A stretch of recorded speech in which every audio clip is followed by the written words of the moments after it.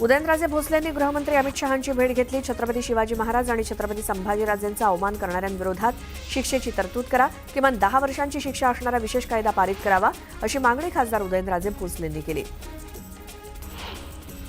शरदचंद्र पवार पक्षाच्या कार्यकारिणीची बैठक पार पडली. संघटनेत नव्या तरुणांना संधी मिळावी, पक्षवाढीसाठी तसंच संघटना मजबूतीसाठी 3 महिन्यांनी बैठका व्हाव्यात. पक्षाचे जिल्हाध्यक्ष 40 ते 50 वर्ष वयोगटातले असावेत, अशी भूमिका सुप्रिया सुळेंनी बैठकीतनं मांडली. नागपूर येथे पंतप्रधान नरेंद्र मोदी यांच्या रविवारच्या दौऱ्याच्या निमित्तानं एसपीजीचं पथक नागपुरात दाखल झालं. त्यांच्याकडनं सुरक्षा व्यवस्थेचा आढावा घेण्यात आला असून दौऱ्याच्या मार्गावरील सुरक्षा बंदोबस्तात सखोल नियोजन करण्यात आलंय.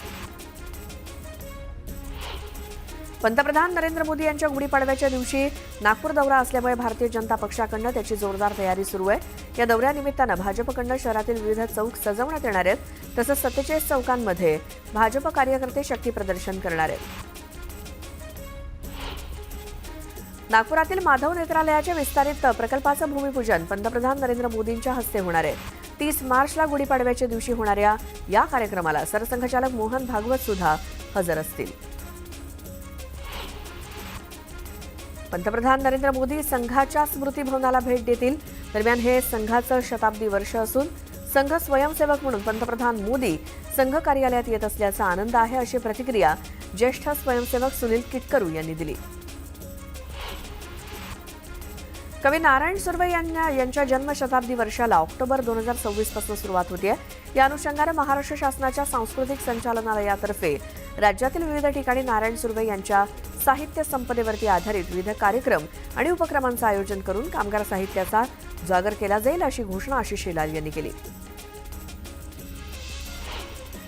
गेल्या काही दिवसांपासून मी शांत होतो, पण आता गुढीपाडव्यापासून पुन्हा एकदा सक्रिय होणार असून पक्षाचा मुख्य प्रवक्ता म्हणून जोमानं काम करणार आहे. पक्षाच्या नेत्यांवरील होणारे शाब्दिक हल्ले परतवून लावणार, तसे आदेश उपमुख्यमंत्री एकनाथ शिंदे यांनी दिलेत, अशी माहिती दीपक केसरकर यांनी दिली.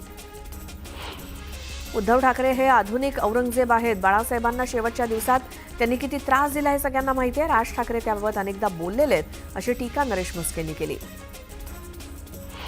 नरेश म्हस्के विचित्र माणूस आहे. त्यांनी उद्धव ठाकरेंवरती बोलणं बंद करावं आणि आपल्या पक्षात काय चाललंय याकडे जास्त लक्ष द्यावं, अशा शब्दात उद्धव ठाकरेंवरील टीकेला चंद्रकांत खैरेंनी उत्तर दिलं. कोणी काय बोलावं हा ज्याचा त्याचा अधिकार आहे, मात्र विरोधकांकडे आता कोणताच मुद्दा उरलेला नाही, त्यामुळे ते वेगवेगळे काहीतरी मुद्दे काढतायत, अशा शब्दात अजित पवारांनी उद्धव ठाकरेंना टोला लगावला. तर सभागृहात विरोधकांची उपस्थिती फार कमी होती, असं अजित पवार म्हणाले.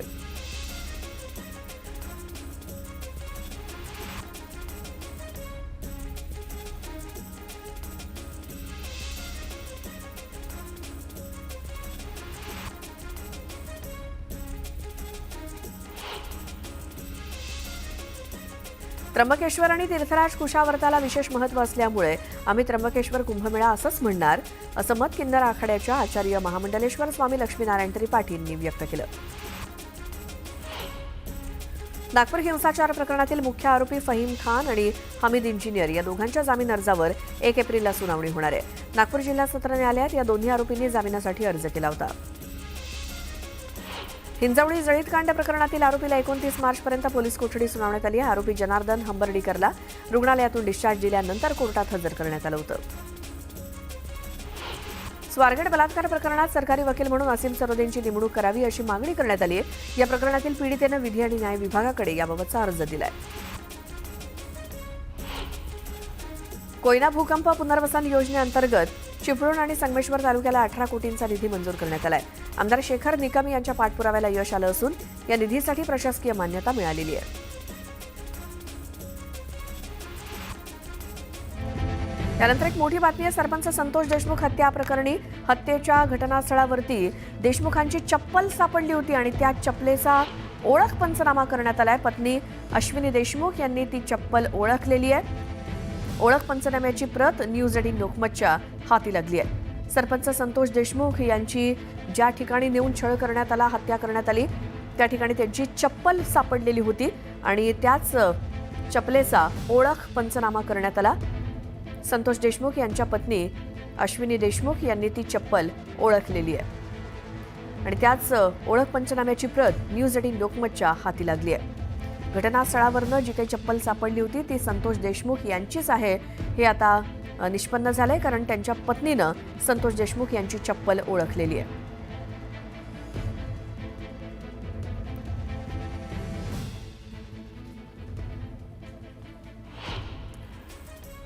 देशभरात institute of chartered accountants of India मार्फत घेतली जाणारी सीए परीक्षा वर्षातनं 3 वेळा घेतली जाणार आहे. याची अधिकृत घोषणा ICAIनं केली आहे. आगामी कुंभमेळ्याच्या पार्श्वभूमीवर नाशिक जिल्ह्यात श्री त्र्यंबकेश्वर देवस्थानला अ वर्ग तीर्थक्षेत्राचा दर्जा देण्याचा निर्णय सरकारनं घेतलाय. नगरविकास खात्यानं या संदर्भात GR काढला. मंत्रालय सुरक्षा प्रकल्पाच्या पहिल्या टप्प्यात मंत्रालयात चेहरा ओळख आधारित प्रवेश प्रक्रिया सुरू करण्यात आली आहे. त्यानंतर आता मंत्रालय प्रवेशासाठी DG प्रवेश या ऑनलाईन ॲपमध्ये नोंदणी केल्यानंतरच प्रवेश मिळणार आहे. जळगावात उन्हाचा पारा 40 डिग्री सेल्सिअस पर्यंत पोहोचल्यामुळे नागरिकांकडून उन्हापासून बचाव करण्यासाठी थंड पेयाची मागणी वाढली आहे. त्यामुळे बाजारात लिंबाची मागणी सुद्धा वाढली आहे. बाजारात लिंबाची आवक कमी झाल्यामुळे किरकोळ बाजारात 80 ते 90 रुपये किलोनं विक्री होणारे लिंबू आता 120 ते 150 रुपयांपर्यंत भाव गेलेत. जळगाव जिल्ह्यातील भुसावळ इथे बाजारपेठ पोलीस आणि वाहतूक पोलिसांच्या वतीनं 18 बुलेट जप्त करत पोलिसांनी कारवाई केली. कर्कश आवाज करणाऱ्या आणि फॅन्सी नंबर असलेल्या 18 बुलेट्सवरती पोलिसांनी कारवाई केली. या प्रकरणी बुलेट धारकांवरती मोटार वाहन कायद्यानुसार दंडात्मक कारवाई केली जाणार आहे. भुसावळ रेल्वे स्थानकावरती तब्बल 1 कोटी रुपयांच्या जवळपास नकली नोटा आढळून आल्याची माहिती पोलिसांना मिळाली होती. मलकापूरहून भुसावळकडे रेल्वेनं प्रवास करणाऱ्या 2 संशयित प्रवाशांचा रेल्वे पोलिसांना संशय आल्यामुळे त्यांची तपासणी केली आणि त्यावेळी त्यांच्या बॅगेत या नकली नोटा आढळल्या. यातील एक संशयित फरार झाला असून दुसऱ्या संशयिताला रेल्वे पोलिसांनी ताब्यात घेतलं. पालघरमध्ये चोरी केलेला मोबाईल घेऊन पळून जात असताना एक चोरटा थेट 40 ते 50 फूट खोल विहिरीमध्ये पडल्याचा अजब प्रकार समोर आला. त्याला स्थानिकांच्या मदतीनं बाहेर काढण्यात आलं. चोरी पकडली जाईल या भीतीनं चोरट्यानं तिथून पळ काढला. मात्र विहिरीचा अंदाज न आल्यामुळे तो विहिरीत पडला. सांगली जिल्ह्यामध्ये नशा, अंमली पदार्थ तसंच अवैध धंद्यांवरती कारवाई करण्यासाठी टास्क फोर्सची स्थापना करण्यात आली. या फोर्सच्या माध्यमातून मोठ्या प्रमाणात कारवाई करण्यात येते. आता जिल्ह्यामध्ये अवैध धंदे तसंच अंमली पदार्थांची तस्करी करणाऱ्यांवरती मोका अंतर्गत कारवाई करण्यात येणार असल्याची घोषणा जिल्ह्याचे पालकमंत्री तथा उच्च शिक्षण मंत्री चंद्रकांत पाटील यांनी केली. राष्ट्रीय बाल स्वास्थ्य कार्यक्रमाअंतर्गत सांगली जिल्ह्यातील 29 बालकांची मोफत हृदय शस्त्रक्रिया पार पडणार आहे. या शस्त्रक्रियेसाठी सांगलीमधनं 29 बालकं आपल्या पाल्यांचा मुंबईकडे रवाना झाली आहेत. रत्नागिरी जिल्ह्यातील दापोलीमध्ये गुरं चोरून घेऊन जाणारा टेम्पो पकडल्यामुळे हिंदू बांधवांनी पोलीस स्टेशनसमोर मोठी गर्दी केली. जनावरांना घेऊन जाणारा टेम्पो काही तरुणांनी पकडल्यानंतर पोलीस घटनास्थळी दाखल झाले. सांगली विटा पोलिसांनी मोटरसायकल चोरीचे दाखल असलेले 10 गुन्हे उघडकीस आणले. त्यामध्ये दोघांना अटक करण्यात आली असून त्यांच्याकडनं सुमारे 4.25 लाख रुपये किमतीच्या एकूण 10 मोटरसायकल जप्त केल्या आहेत, अशी माहिती पोलीस निरीक्षक धनंजय फडतर यांनी दिली. मावळ वनपरिक्षेत्रात वन्यजीवांसाठी कृत्रिम पाणवठे तयार करण्यात आले. सध्या उन्हाळा वाढत असल्यामुळे मुख्या प्राण्यांसाठी 31 पाणवठे तयार करण्यात आले असून त्यापैकी 18 पाणवठ्यांमध्ये टँकरद्वारे पाणी टाकण्यात आले, तर काही पाणवठ्यात नैसर्गिक पाण्याचा झरा सुरू आहे. लोणावळ्यातील कार्ला एकविरा देवीची चैत्र उत्सव गडावरती यात्रा सुरू होतीये. कायदा आणि सुव्यवस्था राखण्यासाठी पुणे जिल्हाधिकाऱ्यांनी कार्लागड परिसरात प्रतिबंधात्मक आदेश लागू केले. सांगली महापालिकेच्या सफाई कर्मचाऱ्यांच्या फंडाची कपात करण्यात आलेली शिल्लक रक्कम कर्मचाऱ्यांच्या खात्यावरती जमा करावी, यासाठी सफाई कर्मचाऱ्यांनी महापालिकेला निवेदन दिलं. तर सफाई कर्मचाऱ्यांच्या वेतन विलंबाचा प्रश्न प्रशासनानं तातडीनं सोडवावा, अशी मागणी यावेळी करण्यात आली असून दुर्लक्ष झाल्यास तीव्र आंदोलन करण्याचा इशारा महेश कांबळेंनी दिला. वरळी ते नरिमन पॉईंट दरम्यानच्या किनारा मार्गावरती गेल्या 30 दिवसात हॉर्न वाजवणाऱ्या 3883 वाहनांवरती कारवाई करण्यात आली. तर कोस्टल रोडवरती जास्त वेगानं जाणाऱ्या वाहनांवरती कारवाई करण्याकरता 3 इन्स्पेक्टर वाहनांची 3 इंटरसेप्टर वाहनांची नेमणूक करण्यात आल्याचं मुख्यमंत्री देवेंद्र फडणवीस यांनी विधान परिषद दिलेल्या लेखी उत्तरात स्पष्ट केलंय. मुंबई महानगरपालिकेच्या घनकचरा विभागाच्या वतीनं विशेष स्वच्छता मोहिमेत पश्चिम द्रुतगती महामार्गाचं रूपच पालटलंय. महामार्गासोबतच सेवा रस्ते आणि बस थांबे स्वच्छ झालेत. 17 ते 22 मार्च दरम्यान राबवलेल्या या मोहिमेत एकूण 158.5 टन राडारोडा आणि 24.5 अन्य टाकाऊ वस्तू संकलित करून त्याची विल्हेवाट लावण्यात आली. रेल्वे प्रवाशांची तिकीट खिडक्यांवरची रांगेतून सुटका व्हावी आणि डिजिटल व्यवहारांचा टक्का वाढावा, यासाठी पश्चिम रेल्वेच्या मुंबई विभागानं स्मार्ट तिकीट खिडकी योजना सुरू करण्याचा निर्णय घेतलाय. चर्चगेट, दादर, अंधेरी आणि बोरिवली अशा गर्दीच्या रेल्वे स्थानकावरती प्रत्येकी एक स्मार्ट तिकीट खिडकी सुरू करण्यात येते. भिवंडी निजामपूर शहर महानगरपालिकेच्या महावीर चौक ते अंजूर फाटा रेल्वे स्टेशन रोड या ठिकाणी दुकान गाड्यांसमोर अतिक्रमण झालं होतं. जेसीबीच्या सहाय्यानं टपऱ्यांचं अतिक्रमण पूर्णपणे निष्कासित करण्याची कार्यवाही करण्यात आली आहे. वाघांची शिकार थांबवण्यासाठी राज्याच्या वन विभागाकडे पुरेशी गुप्तचर यंत्रणा नाही असं समोर आलंय. गुप्तचर यंत्रणा प्रभावी नसल्यामुळे राज्यात अवैध शिकारीचं प्रमाण वाढले आणि वन विभाग यावरती आळा बसवण्यात असमर्थ असल्याचं कोर्टात सांगण्यात आलंय. नागपुरातील आणखी 2 दंगेखोरांच्या घरावरील बुलडोझरला न्यायालयानं स्थगिती दिली. दंगल प्रकरणातील आरोपी एहफाज अफसर आणि मोहम्मद सफवान अब्दुल रशीद यांच्या घरावरती पालिका बुलडोझर चालवणार होती. पंढरपूर परिसरात मार्च महिन्याच्या शेवटी तापमानाचा पारा वाढलाय. उन्हाच्या तडाख्यापासून फळांचं संरक्षण करण्यासाठी पंढरपुरातील आंबा बागायतदारांनी आंबा पिकाला कागदी पिशव्यांचं आवरण लावलंय. नाशिकमध्ये सन 2027 मध्ये भरणाऱ्या सिंहस्थ कुंभमेळ्याच्या पार्श्वभूमीवर नाशिक जिल्ह्यातील त्र्यंबकेश्वर देवस्थानला अवर्ग तीर्थक्षेत्राचा दर्जा देण्यात आलाय. या निर्णयामुळे श्री क्षेत्र त्र्यंबकेश्वराच्या विकासाला चालना मिळणार आहे.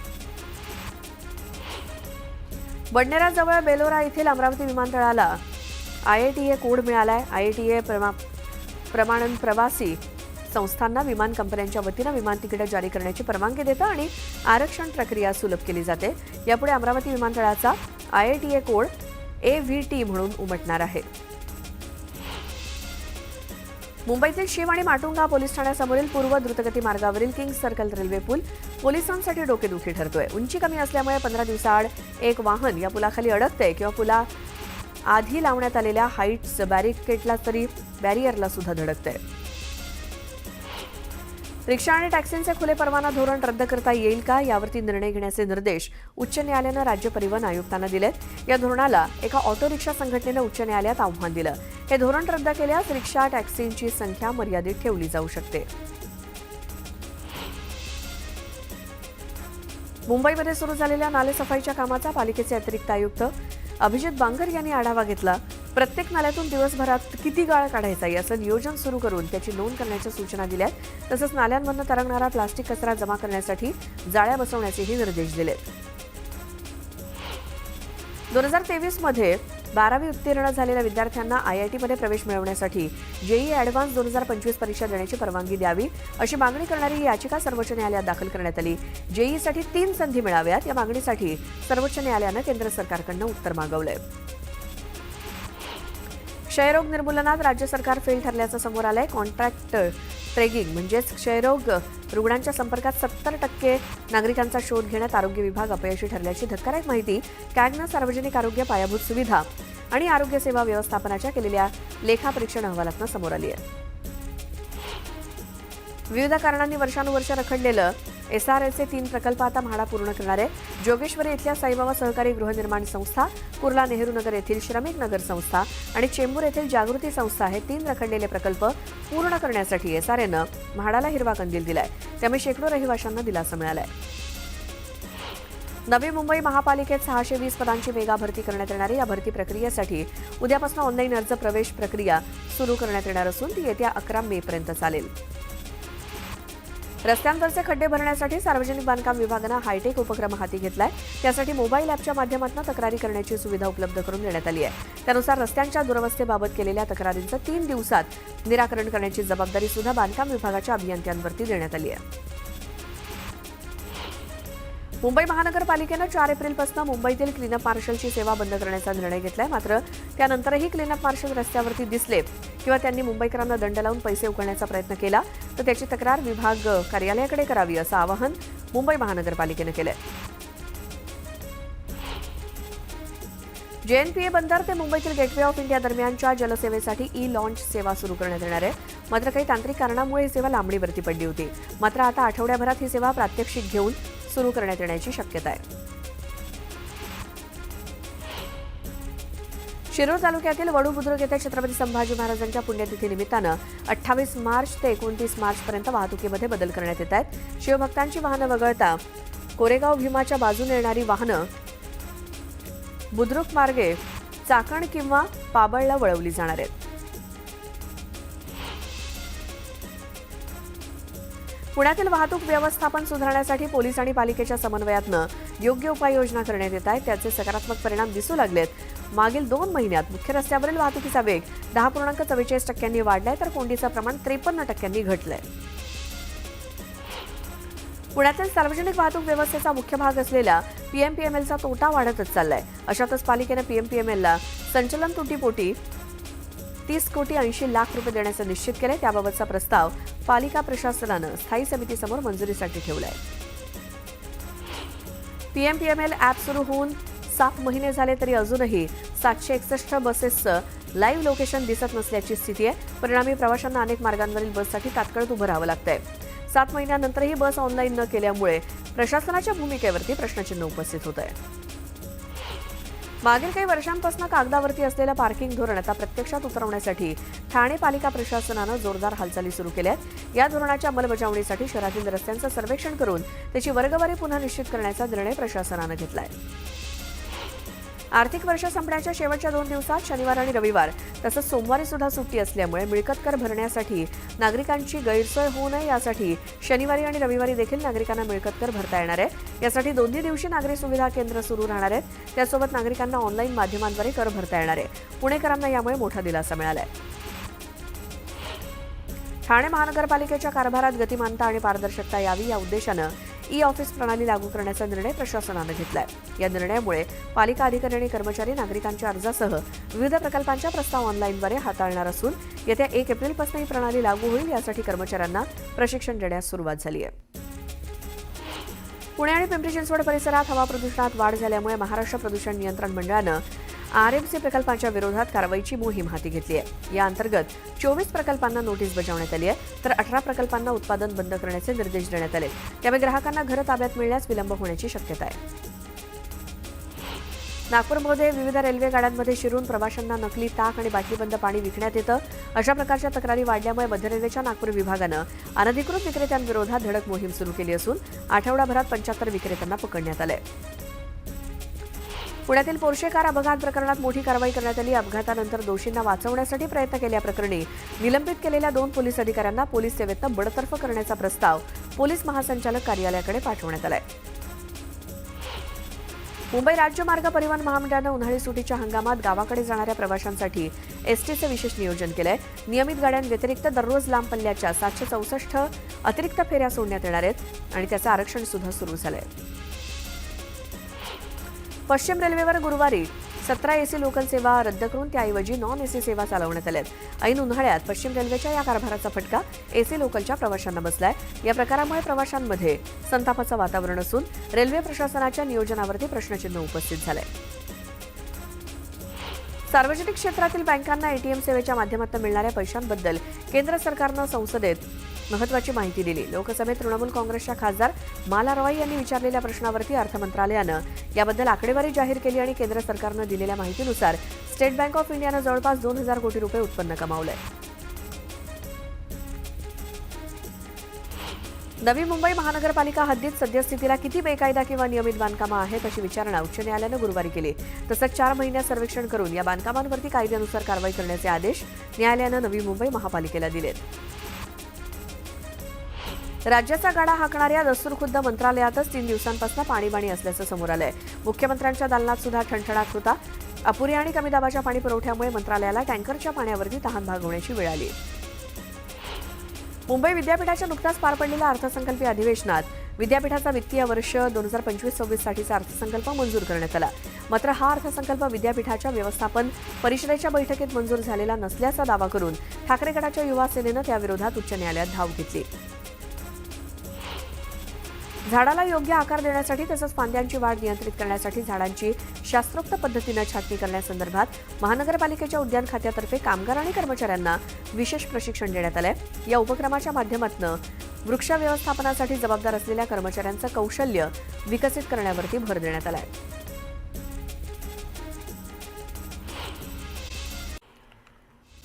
दीड वर्षांपूर्वी इंडियन इन्स्टिट्यूट ऑफ मॅनेजमेंटचा दर्जा मिळालेल्या संस्थेत आता प्रवेशासाठी झुंबड उडाली आहे. MBAसाठी या संस्थेत 540 जागांसाठी तब्बल 5,59,887 अर्ज प्राप्त झालेत. देशातील बालमृत्यू दर कमी करण्यासाठी भारताकडनं सुरू करण्यात आलेल्या प्रयत्नांचे संयुक्त राष्ट्रानं कौतुक केले. आयुष्मान भारत यासारख्या आरोग्याशी निगडीत योजनेचं उदाहरण देत बालमृत्यू रोखण्यासाठी भारतानं केलेले प्रयत्न अनुकरणीय असल्याचं नमूद केलंय. ठाण्यातील ध्वनी प्रदूषणात प्रचंड वाढ झाली आहे. कर्णकर्कश हॉर्न, वाहतूक कोंडी, बांधकाम साईटवरील गोंगाट असे 14 स्पॉट धोकादायक ठरवण्यात आलेत. आवाजाच्या डेसिबलनं अक्षरशः 71 ओलांडली आहे. गरजू महिलांना रोजगार मिळावा यासाठी गुलाबी रिक्षा सेवेसाठी महिला बाल विकास विभागानं पुढाकार घेतला होता. या योजनेत पूर्वी 20 ते 40 वर्ष वयोगटातील महिलांना अर्ज करता येत होता. आता नवीन निर्णयात अर्जदाराच्या वयाच्या अटीत सुधारणा करण्यात आली आहे. त्यानुसार आता 50 वर्षांच्या महिला सुद्धा योजनेसाठी पात्र आहेत. अतिरिक्त दंड टाळण्यासाठी आयकर विभागानं करदात्यांना त्यांचे अपडेट केलेले ITR-U दाखल करण्यासाठी 31 मार्च 2025 ची डेडलाईन दिली आहे. अंतिम मुदतीपूर्वी रिटर्न भरल्यास 25% अतिरिक्त कर भरावा लागणार आहे, तर 31 मार्च नंतर रिटर्न भरल्यास 50% अतिरिक्त कर भरावा लागणार आहे. आफ्रिकेच्या समुद्रात B2 रिव्हर जहाजाचं अपहरण करण्यात आलं. या जहाजामध्ये 7 भारतीय आहेत. त्यामध्ये 2 रत्नागिरी जिल्ह्यातील तरुण आहेत. पश्चिम आफ्रिकेच्या किनाऱ्यावरनं समुद्री चाच्यांकडनं जहाजाचं अपहरण करण्यात आलंय. गुढीपाडवा मेळाव्याला संपूर्ण महाराष्ट्रातील अनेक मनसे कार्यकर्ते हे पुणे मुंबई यशवंतराव चव्हाण एक्सप्रेसवेवरनं मुंबईला मार्गस्थ होणार आहेत. तरी या मनसैनिकांच्या वाहनांना उर्से टोलनाका आणि खालापूर टोलनाक्यावरती कोणताही टोल आकारू नये अशा आशयाचं पत्र मनसेनं दिलंय. रायगड जिल्ह्यातील महाड MIDC परिसरातील एका छोट्या कारखान्यावरती NCBनं धडक कारवाई केली आहे. या कारवाईमध्ये 47 किलो MD ड्रग्ज जप्त करण्यात असून दोघांना NCBनं अटक केली आहे. MIDCतील बंद गाळ्यांमध्ये हा बेकायदेशीर धंदा सुरू होता. पिंपरी चिंचवड महानगरपालिकेनं मिळकत कर संकलनामध्ये वाढ होण्यासाठी राबवलेल्या विविध उपाययोजनांची राज्य सरकारनं दखल घेतली. महापालिकेला राज्य सरकारच्या राजीव गांधी प्रशासकीय गतिमानता अभियान स्पर्धेमध्ये प्रथम क्रमांकाचा पुरस्कार आणि 10 लाखांचं बक्षीस मिळालंय. डोंबिवलीतल्या एका रिक्षावाल्याला त्यानं रिक्षावरती पठाण असं लिहिल्यामुळे तसंच MIM पक्षाचा झेंडा लावल्यामुळे मारहाण करण्यात आली. त्याला 2 ते 3 बाईकस्वारांनी अडवत पठाण असं लिहून पाकिस्तानचा झेंडा का लावलाय असा सवाल केला, पण रिक्षाचालकानं तो झेंडा MIMचा आहे असं सांगितल्यानंतर सुद्धा त्याला मारहाण करत जय श्रीरामचे नारे द्यायला लावले.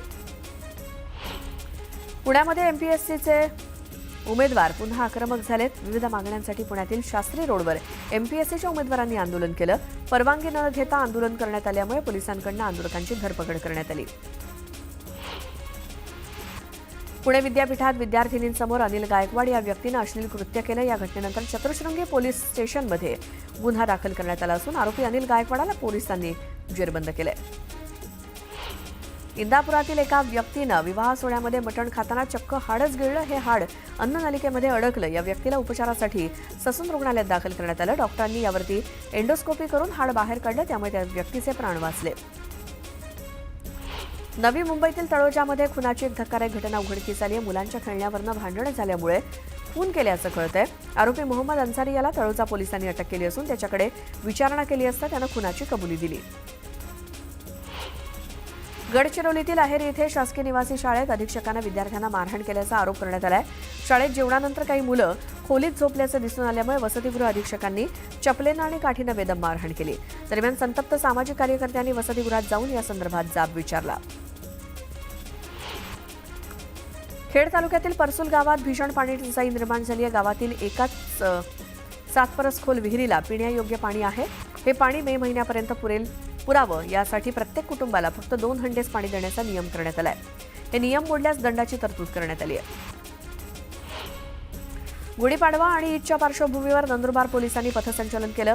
नंदुरबारमधील काही महिन्यातील दंगली पाहता संवेदनशील भागातनं पोलिसांनी पथसंचलन करत शक्तीप्रदर्शन केलं. रमजान ईद आणि गुढीपाडवा सणाच्या पार्श्वभूमीवर कराड पोलिसांनी रूट मार्च काढला. पोलीस उपअधीक्षक अमोल ठाकूर यांच्या मार्गदर्शनाखाली शहरातील मुख्य चौकातनं कायदा सुव्यवस्था राहावी यासाठी हा रूट मार्च काढण्यात आला. भुसावळ रेल्वे स्थानकावरती 2 व्यक्तींकडे सुमारे 1 कोटी रुपयांच्या नकली नोटा आढळल्या. मलकापूर इथून आलेले 2 संशयित भुसावळ रेल्वे स्थानकावरती उतरल्यानंतर पोलिसांनी तपासणी केली असता एका बॅगमध्ये नकली नोटा आढळल्या. या प्रकरणी दोघांना ताब्यात घेतलं असून पोलिसांकडून कसून चौकशी सुरू आहे. पुणे जिल्ह्यातील ओतूर येथील महिलांनी दारू विक्री करणाऱ्यांना चांगला चोप दिला. दरम्यान मारहाण करणाऱ्या 4 पुरुष आणि 2 महिलांविरोधात ओतूर पोलीस ठाण्यात गुन्हा दाखल झालाय.